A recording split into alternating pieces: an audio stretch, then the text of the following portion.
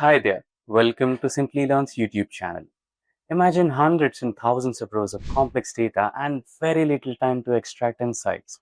Imagine a tool that helps you break this down into simple steps and help you not just extract the insights, but also give you interactive, responsive, and real-time dashboard with visualizations.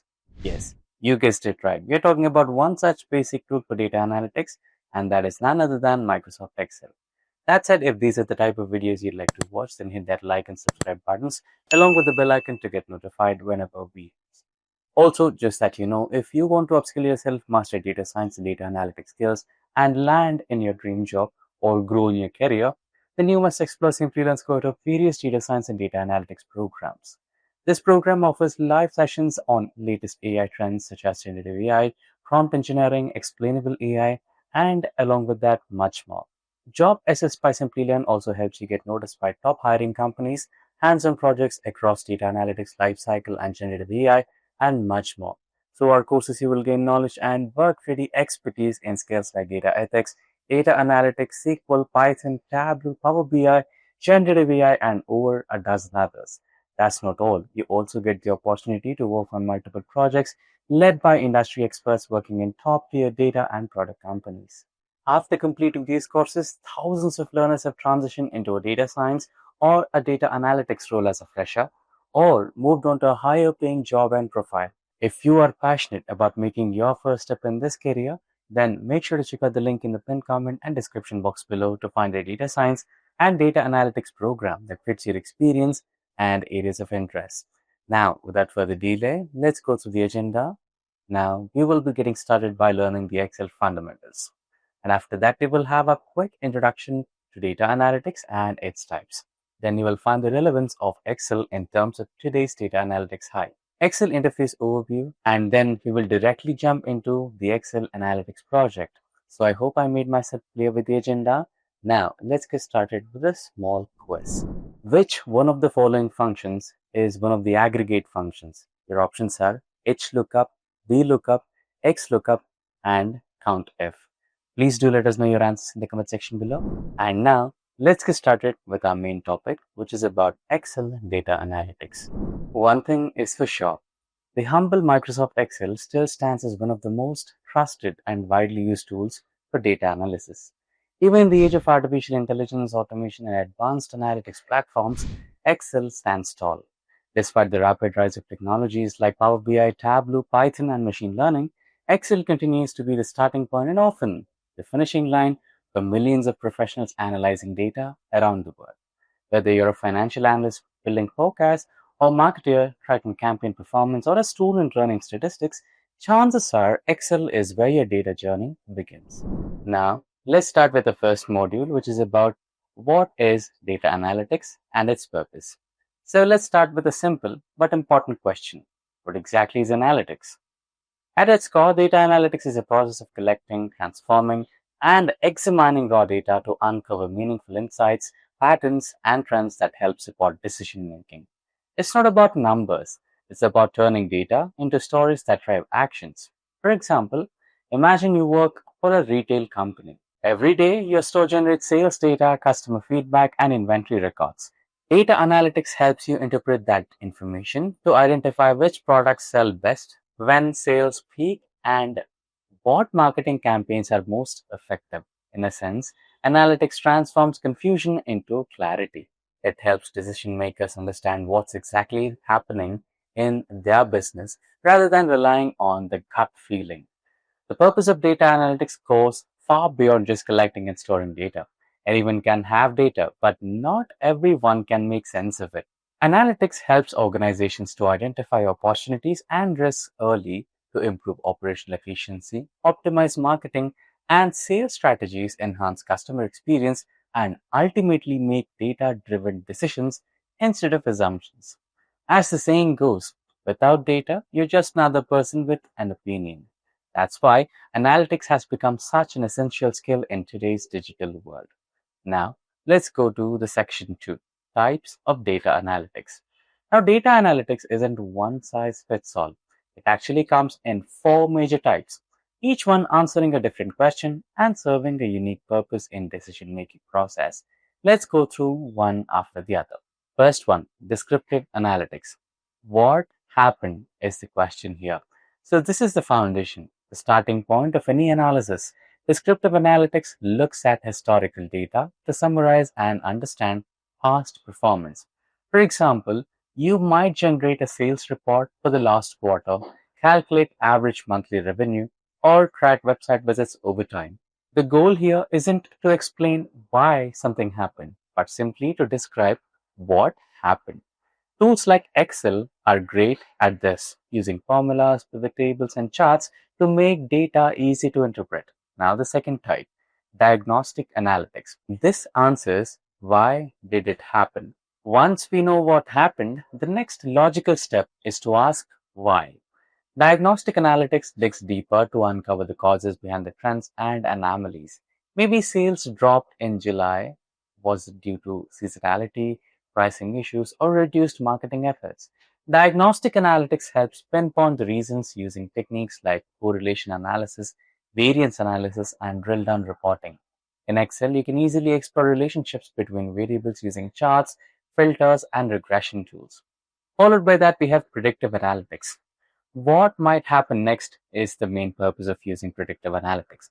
Predictive analytics uses statistical models, forecasting, and machine learning techniques to anticipate future trends. For example, an e-commerce company might forecast next month's revenue based on historical sales and market spends. In Excel, you can build predictive models using functions like forecast, trend, or even more advanced methods through Power Query or Excel's built-in AI tools.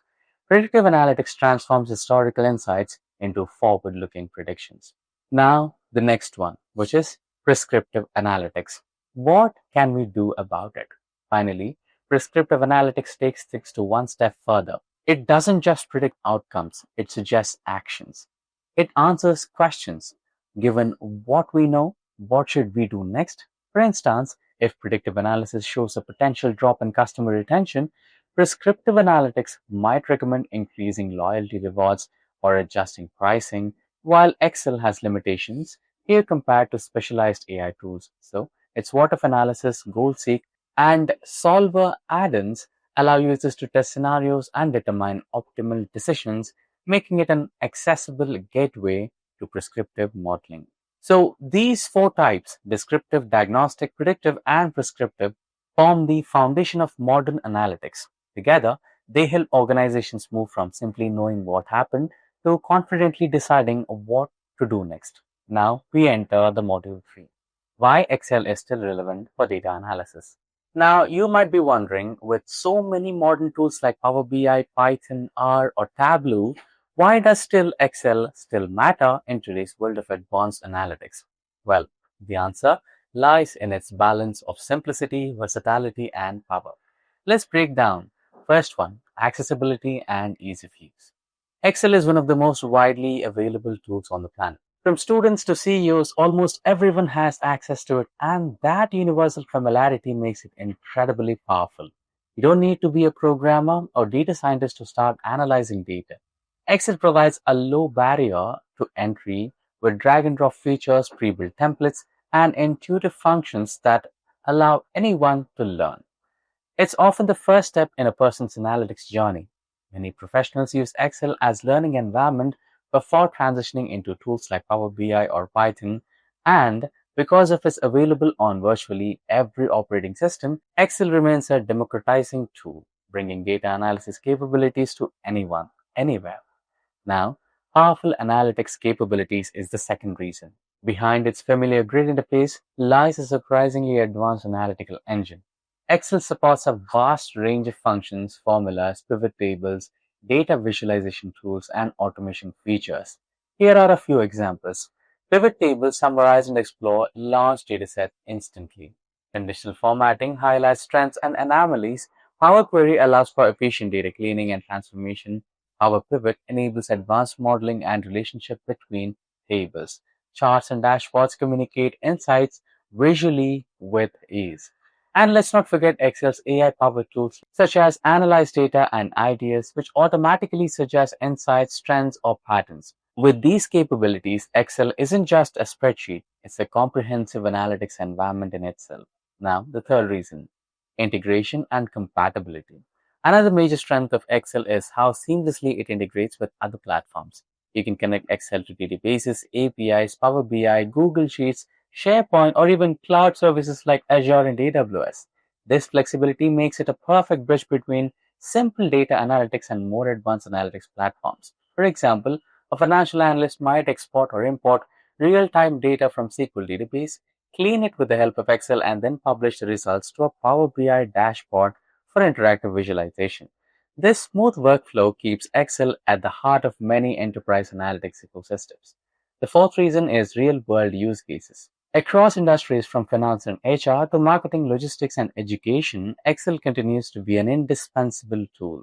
A few examples: finance budgeting, forecasting, variance analysis and KPI tracking, marketing, campaign performance analysis, ROI calculation and customer segmentation, human resources, workforce analytics, attendance tracking and salary modeling, operations, inventory management, scheduling, and performance dashboards. Even in organizations that use sophisticated BI tools, Excel is still used for quick exploratory analysis, ad hoc reporting, and presentation ready summaries.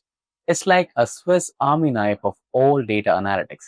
Simple enough for beginners, yet powerful enough for professionals tackling complex business challenges. Now, with that, let's dive deeper into data analytics. Excel continues to be a cornerstone for analytics around the world.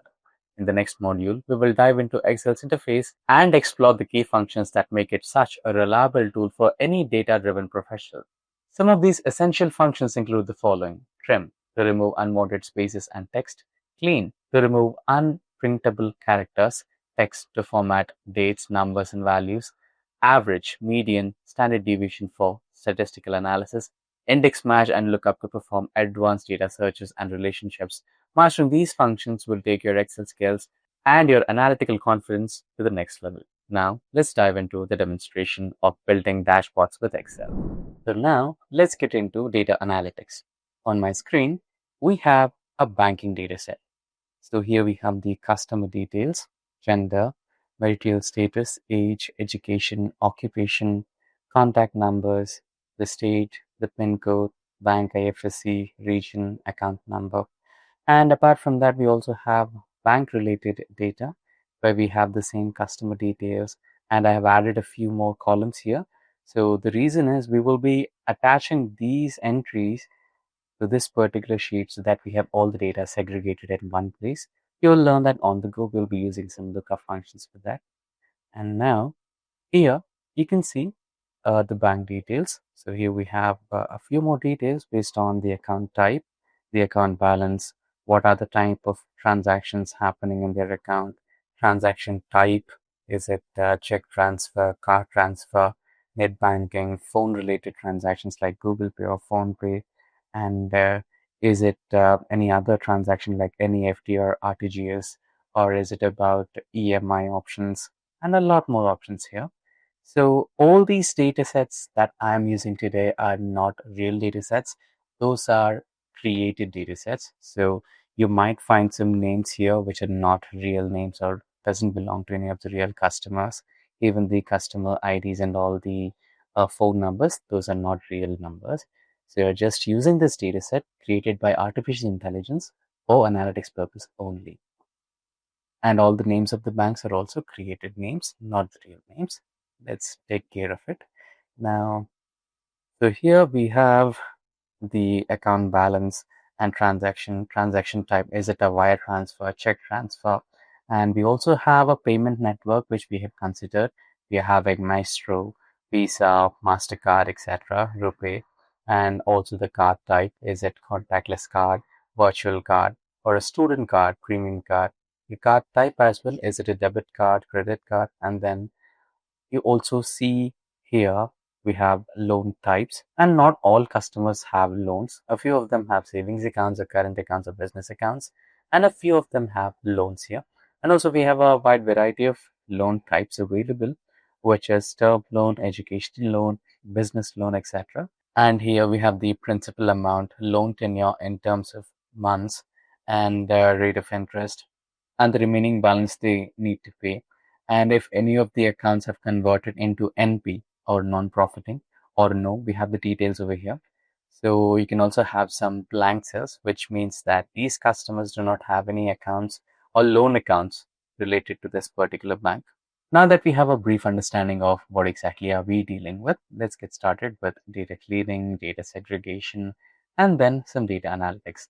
Now, if you see on the first row, we have customer details.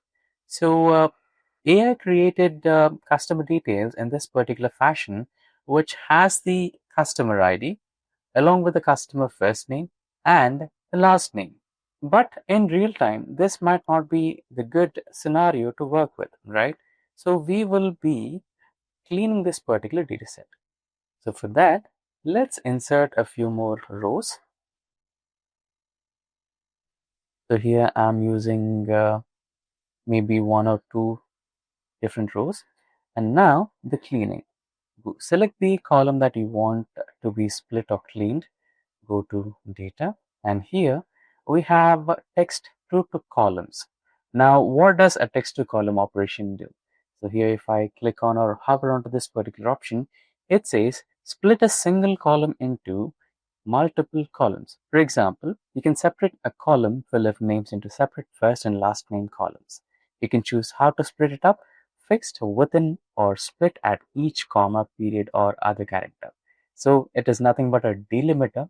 It can identify the delimiter, and then based on the delimiter, it will split a column into one or more different columns. So here we have a delimiter set as hyphen. Now there are multiple ways of cleaning this data. Let's go with the first option, which is text to columns.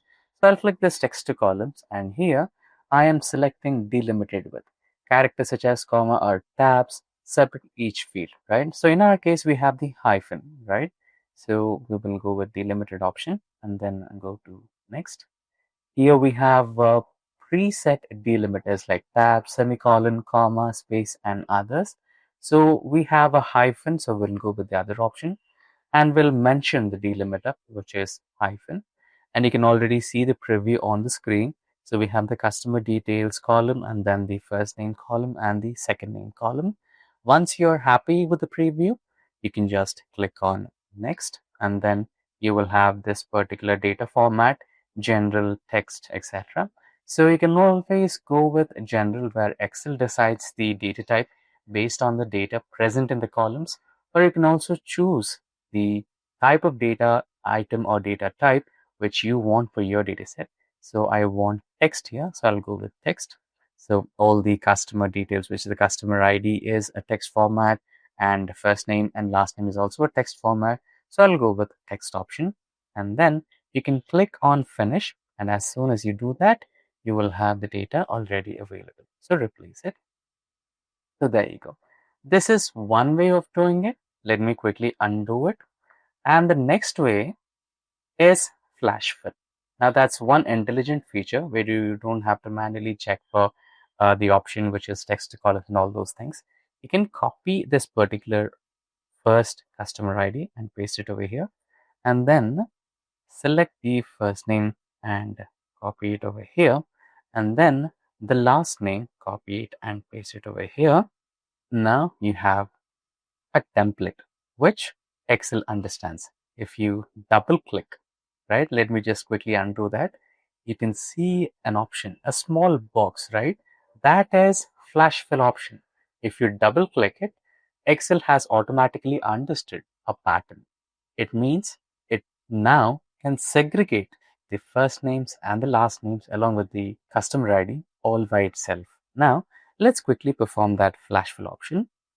Let me expand data a little bit. I'm just double clicking on the square box like this.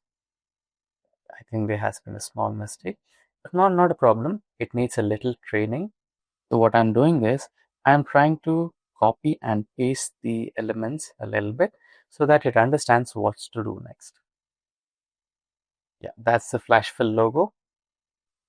There you go. I think there has been a small error, but that's resolvable. Basically, that's how the flash fill works. Now, let's go with the initial approach of text to columns. Not a big deal. So I'll go with delimited option, then comes next, and our delimiter would be hyphen, that's the preview, and go to next, and my data format would be text, and then finish it.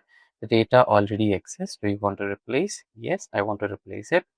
Now I'll rename the columns. So instead of customer details, I'll have it as customer ID, and then this will be customer first name, and this will be customer last name or second name. There you go. So far, so good. Now here we have gender. I'll delete this column. We don't need this anymore. And we have gender, marriage status, age, education, occupation, phone number, and all those things. That's good. Now, I see we have a lot of unique ages here. We have 30, 39, 24, 19, etc. But when we are dealing with creating visualizations for transaction based on age types, this might be a lot clumsier, right? You'll have a wide range of barriers. Now, what if I segregate them into age groups? Something like aged between 25 to 60 are middle-aged, and above 60 would be senior citizens, and below 25 would be like students or something like that. It makes a lot of sense, right? So let's try that. I'll insert a new column here, and I'll expand this a little more, and I'll name it as age groups. Now we have a wide range of opportunities to do this. We will go with if condition. So I have an if condition. If. So you have the syntax readily available from the Excel here. So you can see if function works with a logical test, and if the logical test passes, what should I value it as? Value if true, and if it doesn't pass, if it fails, should have a value for that as well. So value if false. This is the syntax for if condition. Now the logical test is we will have to provide the data for the logical test. I'll go with the column F2. If this particular value is greater than 25, then middle-aged, else I'll term them as students. So don't forget to add the double quotes because this particular data is text type data. So we should not forget the text representation, which is double quotes. And apart from that, we were also supposed to add the senior citizens. So I'll add another if condition, and the same value will be considered. The cell is greater than 60, okay, greater than or equal to 60, then senior citizen. So let me make a quick change here. So I think we had a small error with the formula. Let's quickly try that once again. So if condition, logical condition is the cell value should be less than 25. If this is true, then we will term them as students. This is my condition. If they are not, then we will have another if condition. So there is an age barrier where we will have students, and apart from the student's age, which is more than 25 to 60, we can call them as middle-aged. And for that, we'll write a new condition. So it will be encapsulated inside another if condition. So I'll open an if condition and we'll consider the same cell. And this should be less than or equal to age number 60. If it's true, then they are, okay, let's not take 60, let's go with 55. 55, then we can call them as middle-aged. Else, we can call them as senior citizens. Let's consider 55 for retiring age. Actually, it's 60. For the sake of data set, let's go with 55. And I'll call them as senior citizens. There you go. And you can go close the first if condition, then the second if condition, once you're okay with the formula. Enter. Now we have the first middle-aged entry. Now remember the flash fill that we were trying to separate the first name, second name, and the customer ID? We can also use this here. So you don't have to manually write the if condition to all these cells. So let me show you how many number of cells we have. So we have about 5,000 entries here. So we don't have time for writing 5,000 entries. So for the sake of saving time, we will use the flash fill. So here you have the small box. So just double click on it and automatically the formula will be applied to all the cells. Now you can quickly check that as well. So here we have a senior citizen and followed by that we have all the middle-aged people and also a student entry. So all these are the ones. Now we have data segregation for customer first name, customer last name, age groups are also created. And now comes the bank IFSC. So if you check the dataset properly, we don't have bank names. Even in the banking details, we don't have the bank names. So here you have account numbers and account types, but no bank name. And also in the customer details. Now, how do you extract the bank name? That's the main question. That can be done, don't worry. So let's create a few more columns and let's make use of some basic functions like left and if conditions again.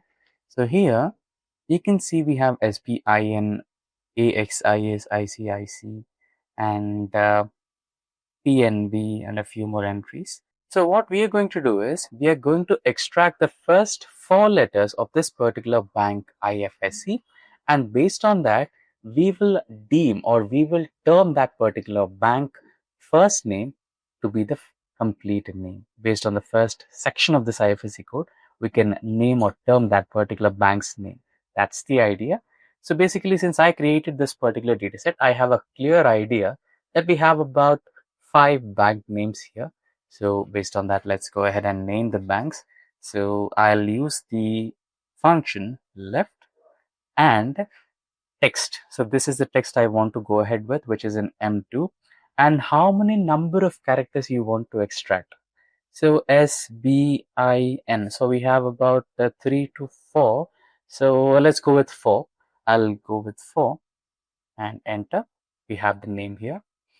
And based on this name, we will consider the name to be given to this particular bank. So we will use the same if condition here as well. So equals to if, press tab to select the function.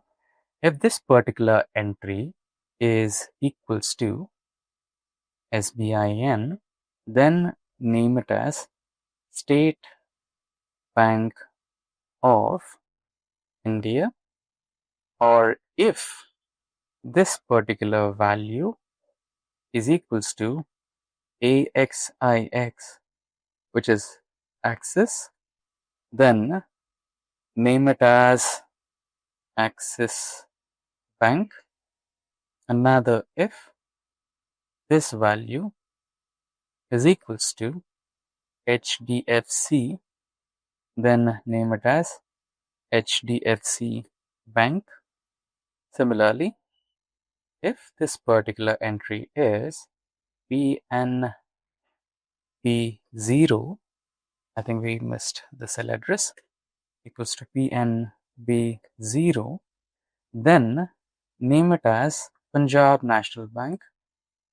And I think we have covered 1, 2, 3, 4, and one more is remaining, which is ICICI. If this particular value is equals to ICIC, then name it as ICICI Bank, and there you go. We can close the brackets. First bracket is done. First if condition is covered. Second if condition is also covered. Third if condition is covered. And fifth if condition.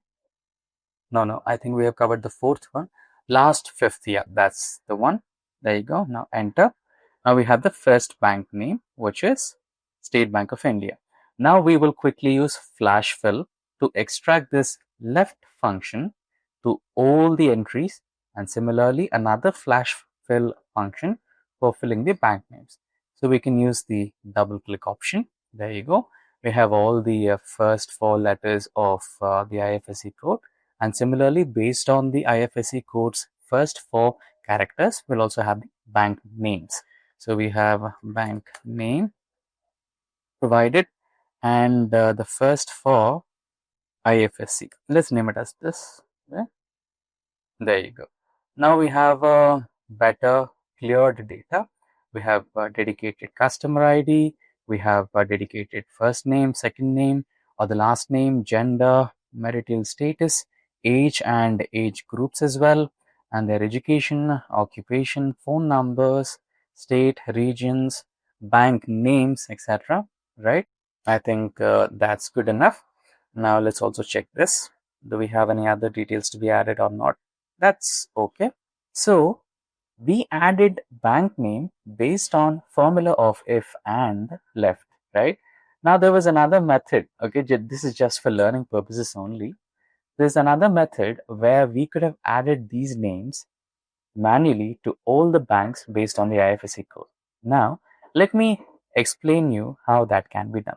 Since we discussed that this dataset is created by me for learning purposes only, and we know there are 5 different banks. So let's add the names of 5 different banks here. ICICI Bank, HDFC Bank, State Bank of India, Axis Bank, and lastly, Punjab National Bank. There you go. And these will be my banks, right? Let me quickly arrange that in the form of a table.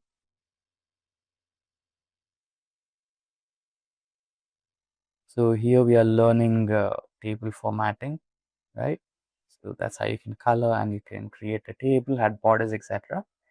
Now, let's say I have an option called bank name. Select the bank name.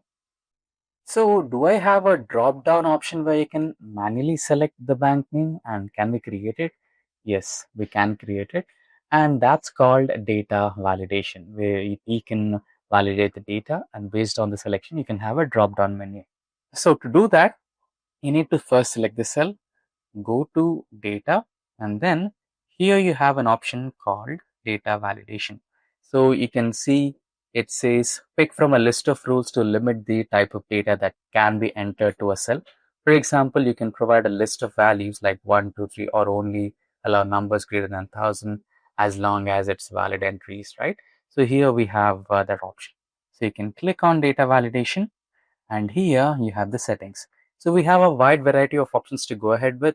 You can go with numerical values, add any value, or you can go with whole numbers or decimal numbers. You can also have a list of options like we have here. You can see we have ICICI, HDFC, and all the bank names that we're using in this particular data set. And you can use a list. And also you have an option to enter a calendar. You can provide a specific date and a calendar there, and you can select the date from the calendar. So there are a wide range of options in data validation. For learning more details on data validation, go through the tutorial on data validation from Simplilearn. So now we'll go with the list as we discussed. So here you can provide the source. You can manually type the source like ICICI like we typed here, or you can also provide the location where you have this particular source. So I have the location over here, so I'll select the location and then click on OK. So we have the location ready. Now, this is not just done yet. You can also make some modifications to it. So let me delete this particular validation. And here, let's not delete, you can also directly edit here. You can add an input message. So let me provide the title, select a bank, and we can also, okay, this can be the input message, and this can be banks list.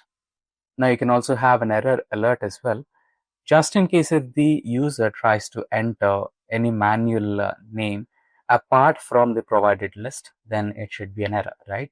So I have an error message here. So I can use stop, warning or information.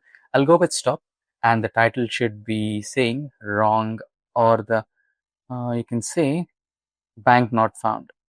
And the message will be please select from the list provided only. There you go. So I'm done with my data validation and also the error messages. Click on OK. And there you go. You can see when you hover on this particular icon, you can see a message. This is a bank list, and you can select the bank name from this particular list. And let's say I select the list, and there you go.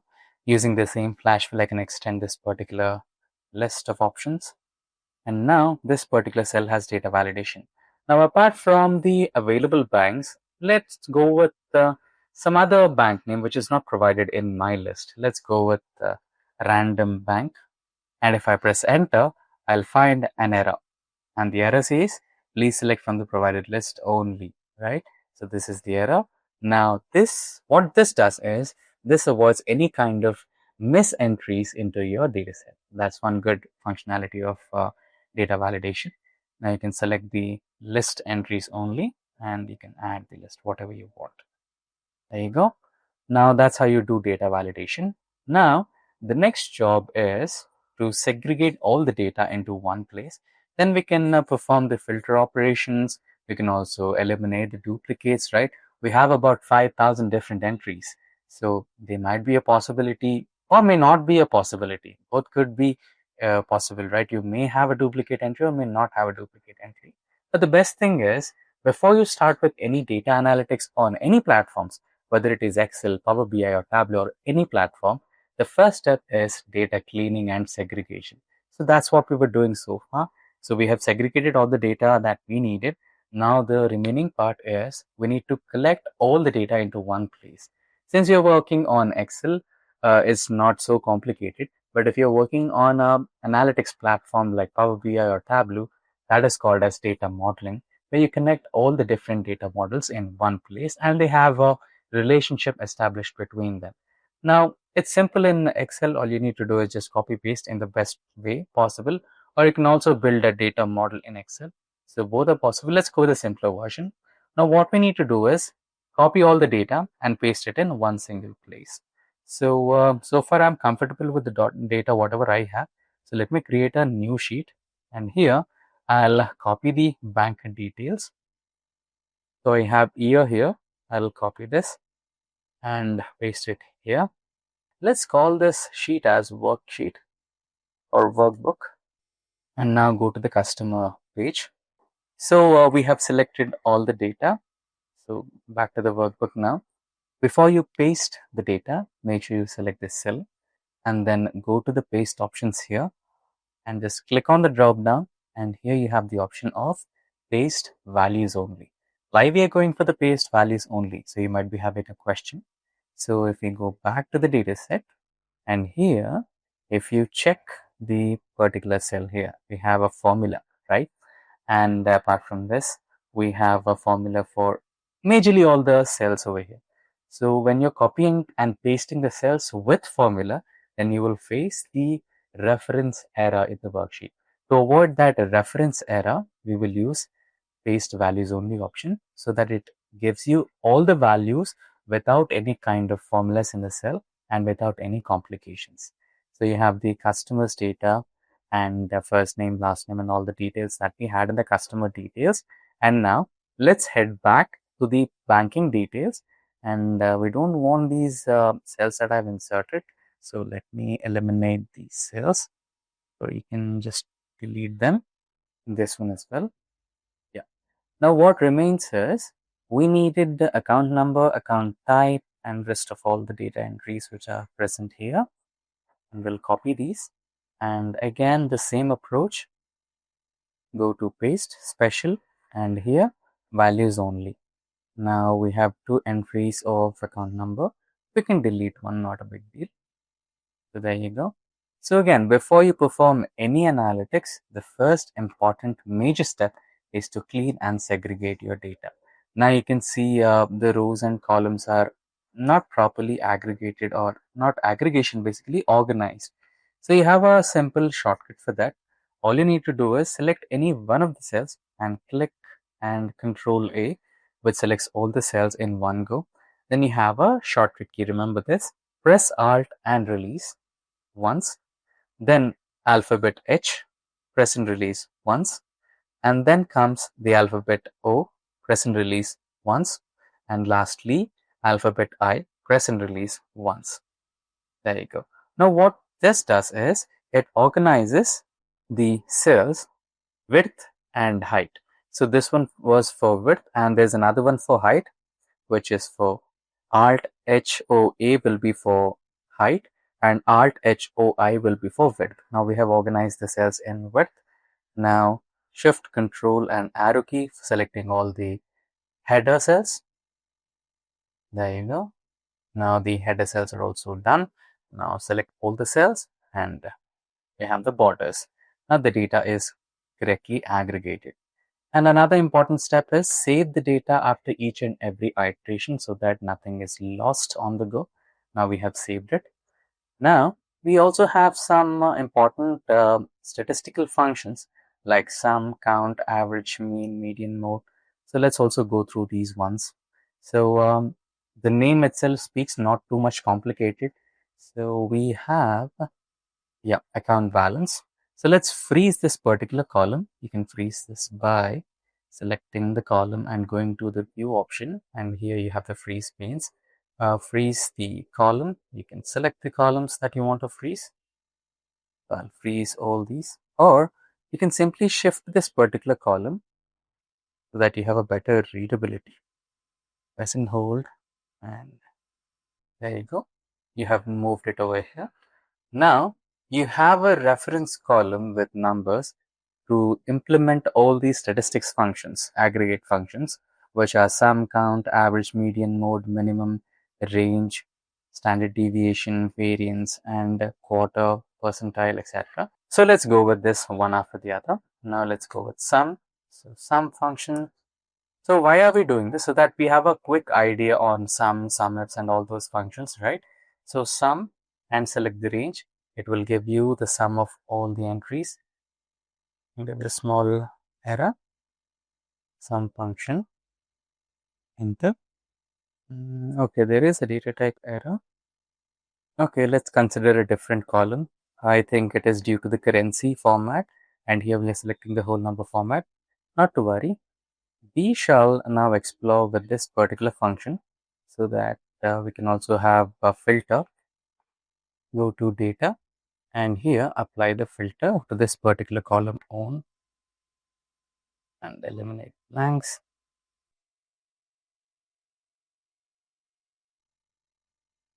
Just paste it here. Now we'll have the filter, eliminate blanks. There you go. Now you can work on, there you go. It will give you the sum of overall numbers present here. And you also have the count function, which basically counts the total number of cells. We have about 2000 entries.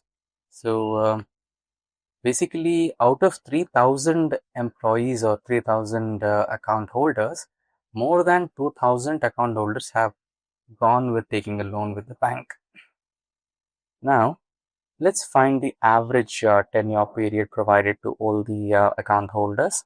So you can do that by considering the average number, average function, and then providing the cell entries, and you can find the average amount of time given to clear the loan is about 96 months, and you can also convert that to years. And now here you have the median function, which is similar to average. So median of the cell entries, have the median here, so equals to mode and the numbers provided. We have the values. So now what do you mean by mean, median, and mode? So let's have a definition for it. So mean is the sum of all values divided by the number of values, and it will give you, or it will represent the average value of the data set.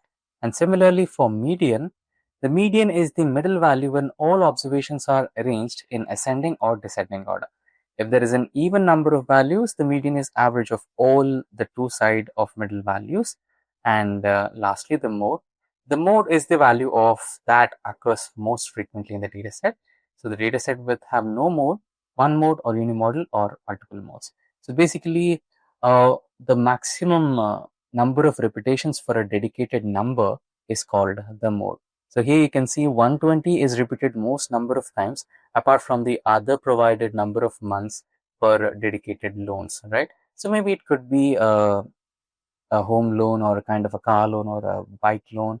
So most commonly taken loans are given the 120 10-year period. So that's the most repeated one. So in our terms, mode is 20, median is most widely considered as the average number, and mean is similar to average. So that's how it goes. Now we have the next two functions, which is minimum and maximum. So it is self-explanatory.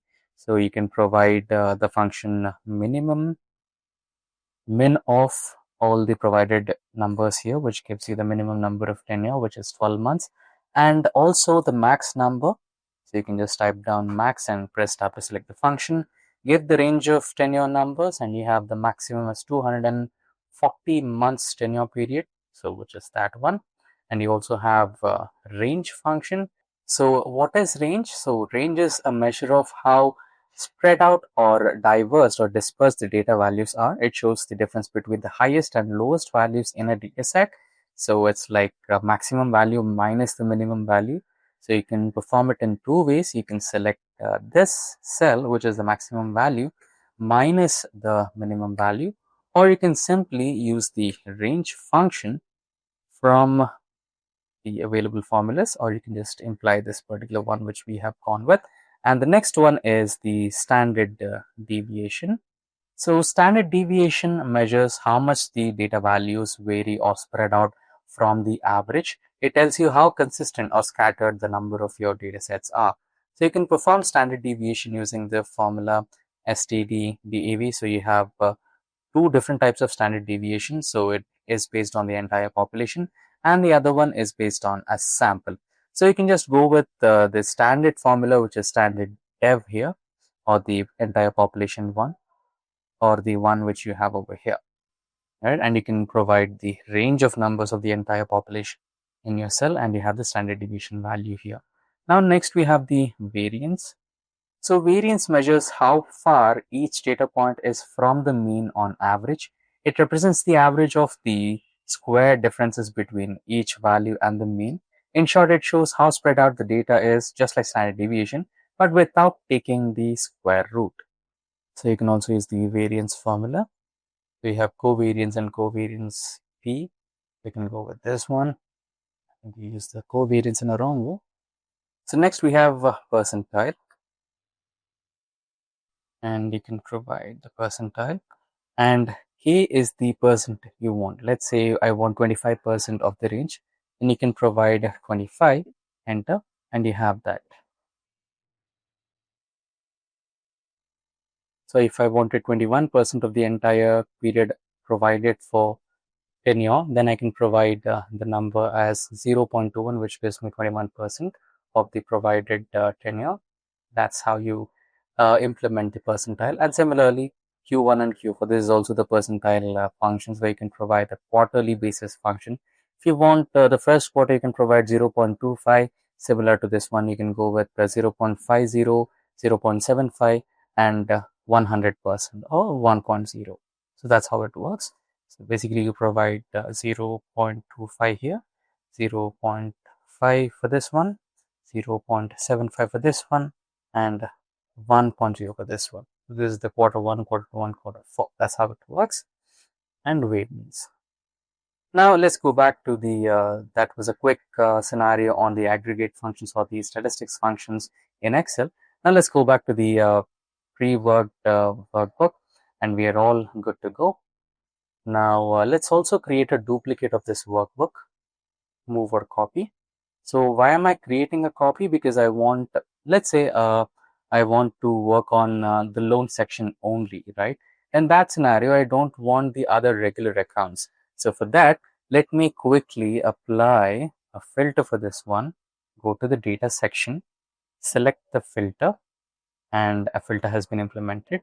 Now what I'll do is I'll unselect all first. Now I'll select only the blank entries. Now all these blank entries are about 3,000 entries of all the customers, and I can quickly delete all these entries without affecting the master workbook sheet. Now what will be remained in this particular sheet will be related to the data of only the customers who have taken a loan with the particular bank. That might take a while. We have about 3,000 entries, right? There you go. All you have to do is just delete these entries. And now you can go to the column where we have applied filter, or just clear all the filters. And now you have all the data related to the customers who have taken a loan with any of the banks that we are dealing with, right? Now you can quickly rename this workbook as bank loan dataset, and you're good to go. Now it's your choice. You have completely finished workbooks for both the bank loan dataset and the overall customer dataset with 5,000 entries, where you have the data for both the customers who have taken a loan and who did not have taken a loan with any of the bank. I'll go with the bank loan dataset. So we have all the entries along with the loan details. So you can do some projections as well. Now, the best part is you also have a data analysis feature, which is an AI feature from Excel, which creates the datasets visualizations for you, right? You can just click on the dataset and then click on OK. You have two-factor replication, two-factor without replication. You have covariation. You have descriptive statistics as well, which you want to perform. You can also perform Fourier analysis and a lot of analysis that you can do with Excel. So I want to go with descriptive statistics and click on OK. And it will give you input range. You can provide the range. That's your range. Click OK. So I need to change the range. Okay, there has been a small error, but not to worry. Basically, I was trying to provide a forecast number, which can be done directly via the forecast sheet option right available here. So you can select the ranges, rate of interest, and remaining balance. Based on that, you can go with forecast sheet, and you need to also provide the years. So I'll take the years column and also the remaining balance so that we can forecast what are the possibilities, right, for the remaining balance. So the thick line provides you the forecast for remaining balance. This is the duration on which, right, so many number of months they might take to repay the balance. This is the worst possible scenario and this is the best possible scenario, and this is a predicted scenario. Based on this graph, they will repay the loans entire customers. So that's the forecast, and you can create this chart and use it, or you can just choose to cancel it and perform all the pivot table analysis all by yourself. So that's the next part, creating pivot tables and pivot charts and an entire dashboard which is completely interactive, and you'll also have slicers, filters, and everything included. Now that we have a readily available data, the next step is to go ahead with the pivot tables. And apart from that, let me quickly show you different ways to load the data onto workbook, right? So every Excel workbook is having a wide variety of options to import the data. So let's say if you wanted to import the data, you can get the data from a wide variety of sources. It can be an Excel workbook, it can be a CSV file, XML, JSON, PDF, folder, right? And you can also connect online data bases like SQL Server, Microsoft Access, Analysis Service, and a lot more. You can also connect data from cloud like Microsoft Azure Data Lake, and you can also have Power Platform and other sources like web, ODBC, JDBC, etc. And combine queries, you can merge different queries like different data sets as well, right? There are a lot of variety of options to load data onto the Excel worksheet. So this was supposed to be discussed before, but not to worry, we did not miss anything major. We already started off with a data set which was created for us. Now, the next part is about building pivot tables and pivot charts. So building pivot tables and pivot charts is not a big deal. You can just click any of the cell and then Control Alt to select all the cells available on the data set. And then you can create a pivot table by entering into the insert option here and then selecting the pivot table. So here, easily arrange and summarize complex data in a pivot table. For your information, you can double click a value to see which detailed values make up the summarized total, right? So now we choose to select to create the pivot table in a new worksheet or the existing worksheet. So I'll go with the new worksheet, and we have provided the range of data that we are working with, and then click on OK. So here we have a fully functional pivot table or pivot page. So we will name this particular sheet as pivot 1. So why one? We'll be creating a lot of pivot tables in this particular tutorial. Why a lot? Because we will be creating pivot charts. So here we have an option which says pivot analyze, right? So we'll be creating a lot of pivot charts, and then so we'll be copying all those pivot charts into one single dashboard sheet, and then create interactivity between all those pivot charts, and then we'll have a fully functional dashboard. That's the overall agenda. Now let's get started. Now I want to know a few things. So I'll add age groups to the rows and account types to values.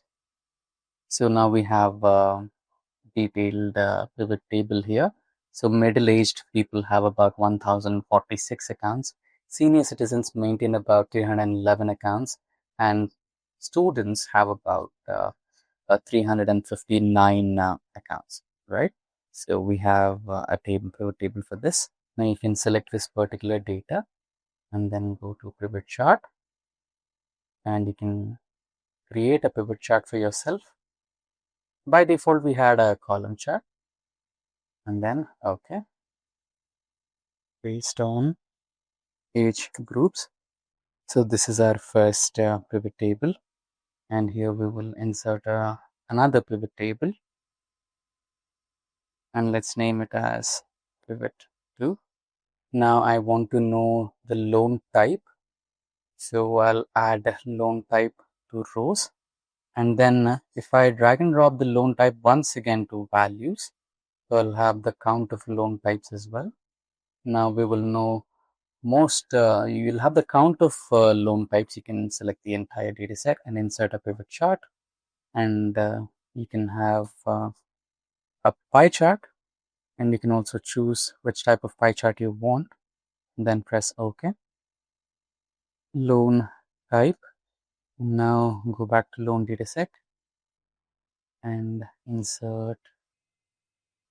Now based on gender, you can do a gender analysis as well, gender distribution, and you can name this as pivot 3. You can also provide a dedicated name for your chart, but the time's sake I'm using pivot 1, pivot 2, pivot 3. You can also name them as loan types, and the first one would be account based on age groups, and pivot 3 would be gender distribution, right? Based on your requirement, you can feel free to use the names for your pivot charts. Now go to pivot table once again and create a new pivot table. So here we have year-wise data. You can add years to rows, and then you can see the number of loans provided in each year, right? So you can see the count of loans, if the loans are increasing or decreasing, right? And you need to work on if the loan numbers are decreasing, then you can market something so that you can see a potential growth in the number of loans distributed yearly. And since you're working with time period, you'll go with the line chart. So this is the one. You can name it as year on year growth. So I'll name it as Y on Y growth on loans. And then you can name it as pivot 4. Go to the bank data set again, and here you can insert a new pivot table again, and here we have age groups. We have done the age groups, and you can go ahead with education right now, education to the rows. So we have 3 different types of education: degree, diploma, and schooling. I've kept it minimal to avoid confusions. And you can also do region analysis, you can do state-wise analysis, and a lot of things that can be done. And here we have the loans. You can have a bar graph for this one. Let's quickly name it as pivot 5, and this one should be loans based on education or qualification. So you can already see, if you are from a schooling background, you can, I meant to say, if you have less qualification, if you have not done your degree or diploma, then the chances of getting a loan could be low. Again, getting a loan is just not based on qualification or your education. It can also be based on your credit score or you can also call it a CIBIL score, right? So if your CIBIL score is good, and if you are having good amount of income, or if you have a good hierarchy of assets, then you can also get a loan. But for this particular data set, let's go with education. So we have not considered the CIBIL score in the data set. We have not considered the hierarchical assets you have. That's not included in the data set. So for the data set's sake, well, let's go with the education purpose. So if you don't have a good qualification, it automatically leads to lower chances of getting a loan in this particular aspect. Now, based on qualification is done, now let's go with the region-based analysis as well. You can go with the insert option here and insert. And then what I'll do is I'll go with the state and I'll drop it down to rows, and I'll have loan type into the values. And based on states, we have so many loans. Now, state-wise loans pivot chart. We can go with a map chart. Build map is not available. For some reason, it is not recognizing. Can't create this chart with the data inside the pivot table. Okay. For some reason, it is not recognizing this as a geographical location, but not a problem. Let's go with the tree map. I think tree map should also help. There must be some problem unexplainable here. But yeah, you should have been identified this as a geographical location, and it should have given us a geographical location, but not a problem. Geo-wise, loan distribution. You can also have bank name level distribution. You can basically have this as KPI or KRA, right? I think it's called KPI. So based on KPI, you can have the numbers, which bank has provided how many number of loans, right? And so that could be a good KPI for you. And let's see if the card option is available here. It's not, but it's okay. Bank level and done. So most of the charts that we created are column charts and bar graphs and line graphs and pie charts. So not a problem. For some reason, the data in the pivot table is not recognized as geographical location. But to create a dashboard, we need pivot charts. So let's continue with what we have. Now that's one way of doing it. So now let's create a fresh sheet and call it as the dashboard. So there are a wide variety of chances of creating many more extractions or insights from this data set. You can also go ahead with occupation based chart, right? So let's do that as well. You can insert a pivot table, and here you can have occupation on the rows and loan type. And go with a donut graph for this. Now let's go to the dashboard, and here let's select these cells and combine them, and you can also color code them. Write it down as banking dashboard, and you can also choose to increase the copy and paste it to dashboard. So make sure that you're selecting a new cell when you're pasting the pivot chart. If you're not selecting a new cell, then the previous pivot chart will be replaced. So make sure you select a new cell on the dashboard when you're pasting. So this might take a little time, but we'll do it slowly. Now the gender distribution. So this will also be added to the dashboard. And to create interactivity, we'll also be adding slicers to this particular dashboard. That will be done on the go. So this was gender distribution and year-on-year growth as well. So since this is time-based analysis, we need to paste it in the form of line graph. Now, once you're done with this particular arrangement, you can also adjust the height. Slowly, we have a couple of more pivot charts. So here we have loan qualification. So here we will paste it in the new place. This is where I would like this to be present. And geolocation wise and bank level. So we have two more. Go to the dashboard, select a new cell, I would like to expand this a little because it is geographical location, right? So we need to cover about all the states present in the country. And now let's make a little room for our slices as well. I think one more chart is left out, which is bank level. So I'll place this bank level in the last location, or you can also choose to expand this particular section. So I'll choose this location to be expanded. There you go. Now, what remains is adding the slices and interactivity with the dashboard. We can minimize the size so that every aspect of the dashboard is clearly visible. There you go. So we need to go to the pivot chart, analyze, and click on the insert slicer option. So we have a wide variety of slicer options available in this particular window. So we'll go with the year, and we'll go with the gender. So basically what we did with the pivot charts, that's what we're going to do with the slices as well. So we will be going with the gender, we'll be going with the year, we'll also be going with geographical location wise, so state, and we'll also be going with bank name, and we'll also be going with the education, and we'll also be going with occupation. And once you are, okay, I think we can also go with age groups as well. So once you're comfortable with the slicer options, then you can quickly choose OK, and you'll have all these slicers readily available at your disposal. Now, the next job is to arrange all these slicers. So I'd like to select all the slicers once and select their height adjustments. Once I'm okay with the height adjustments, I can, drag and drop them to the locations where I want them. Basically what I'm doing is adjusting the height, width and length of each and every slicer so that it fits in the window of my dashboard.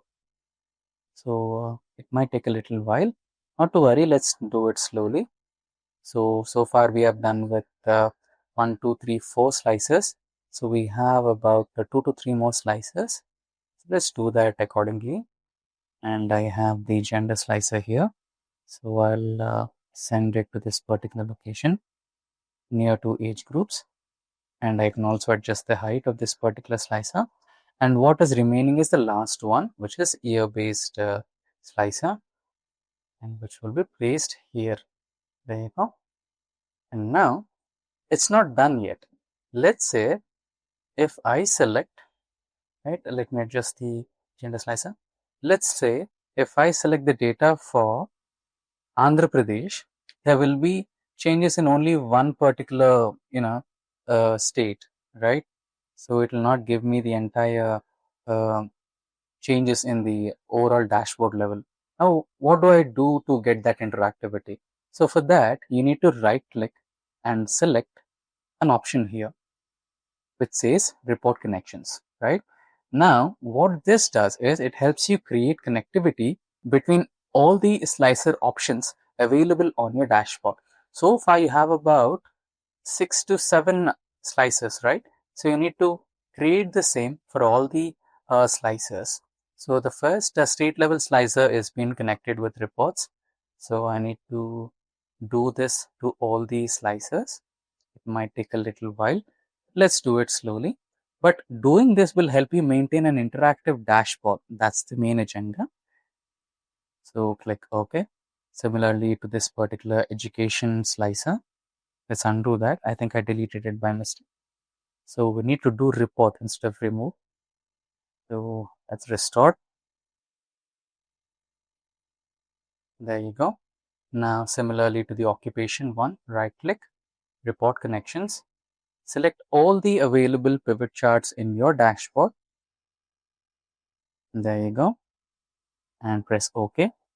Now let's check this particular one if I had reported all the connections. Yes. And now we are done with, I think almost 4 connections are reported. Now we have 3 more, just 3 more, and our dashboard will be completely interactive. So let us select 1, 2, 3, 4, 5, 6, and 7. Basically all the pivot tables and pivot charts that we have created in the dashboard. And similarly to gender, go to report connections. Allow all the connections to be reported. So whenever you click on an option provided, you get complete interactivity on the dashboard. And the last one is year. And here, click on 1, 2, 3, 4, 5, 6, 7, and 8. There you go. Now, if you clear, you have a completely interactive dashboard. Now, this one also, let's clear this. Now, let us say I want to know the data for Goa region alone, with the candidates having a degree as education and business as occupation. And I want the data of only State Bank of India, and for male data, middle-aged person only, from the year 2022.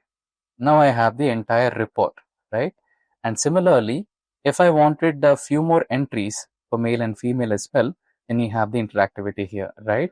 So if I clear all the filters, you'll have a fully functional dashboard back again. So this maintains an interactivity on your dashboard. Basically, you'll get all the details. Let's say I want to go ahead with another different state, let's say Maharashtra. Then I have the details of Maharashtra since past 5 years of data, and all the age categories and all the educational qualifications on the geo-wise distribution year on year growth. So you can see Maharashtra is developing.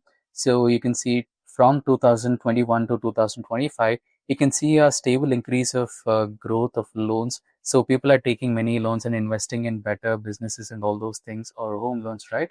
So there's a business development in terms of this particular data set here.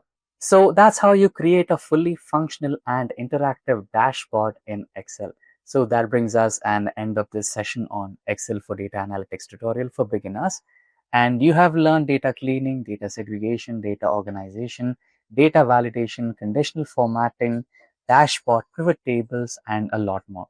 If you have any queries regarding any of the topics, then please feel free to let us know in the comment section for them. And with that, we have reached to the end of this session on Excel data analytics tutorial for beginners.